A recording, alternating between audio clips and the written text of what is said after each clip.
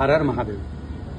श्रावण के पवित्र माह में आप और हम शिव महापुराण के पाठ में आगे बढ़ते हैं और पृष्ठ संख्या 66 पर हम पहुंचते हैं। बड़े आनंद के साथ एक साधारण मनुष्य को, किसी नारी को, पुरुष को भगवान शंकर के शिवलिंग का निर्माण कैसे करना चाहिए, उसका वर्णन शिव महापुराण करती है। हे ब्राह्मणों, शुद्ध स्थान से निकाली हुई मिट्टी को यत्नपूर्वक लाकर बड़ी सावधानी के साथ शिवलिंग का निर्माण करें। आप जिस भाव से शिवलिंग के बनाने के लिए, पार्थिव शिवलिंग बनाने के लिए मिट्टी को लेकर आ रहे हो, शुद्ध भाव से शिव का नाम लेकर, ओम नमः शिवाय कहकर, श्री शिवाय नमस्तुभ्यम कहकर वहां से मिट्टी लेकर आए और बड़े भाव के साथ निर्माण करें। ब्राह्मण के लिए श्वेत, क्षत्रिय के लिए लाल, वैश्य के लिए पीली और शूद्र के लिए काली मिट्टी से शिवलिंग बनाने का विधान है।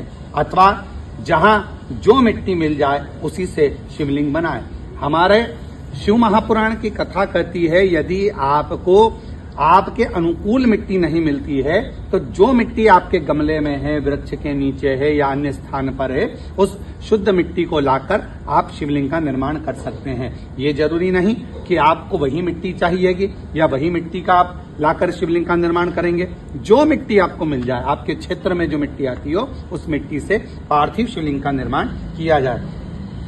शिवलिंग बनाने के लिए प्रयत्न पूर्वक मिट्टी का संग्रह करके उसे शुभ मृतिकाओं को अत्यंत शुद्ध स्थान में रखें। जो मिट्टी लेकर आए हैं उसको शुद्ध स्थान पर रखें और फिर उसकी शुद्धि करके, अर्थात उसको गंगा जल छींटकर, जो पवित्र नदी का जल हो आपके पास में वो छींटकर, नहीं हो तो अपने पास जो जल रखा हो वही छींटकर जल से मानकर पिंडी बना लें और वेदोक्त मार्ग से धीरे धीरे सुंदर पार्थिव शिवलिंग की रचना करें। अर्थात जैसा हमारे यहाँ हमारे शास्त्रों में पार्थिव शिवलिंग का निर्माण का वर्णन किया गया है, वैसे ही पहले जलाधारी बनाकर फिर उसके ऊपर शिवलिंग का निर्माण बड़े भाव से करें और बड़ा सुंदर शिवलिंग का निर्माण करें। तत्पश्चात भोग और मोक्ष रूपी फल की प्राप्ति के लिए भक्ति पूर्वक उस पूजन को करें। अर्थात पार्थिव लिंग का पूजन, हमारे यहाँ पर ऐसी कोई कामना नहीं जिसको हम पार्थिव लिंग पूजन से प्राप्त नहीं कर सकते।